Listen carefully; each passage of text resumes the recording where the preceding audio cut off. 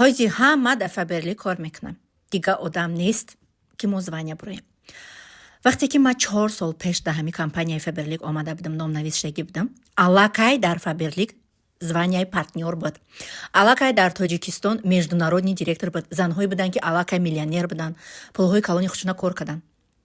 ва марам кора сар кардам, дар як ним сол маам партнёр шидам ва ҳар солу ҳар каталог дар Фаберлик директорҳои нав муваффақ шудастиянд, пешравӣ карда, кор карда, пулу бонусашона гирифтастиянд.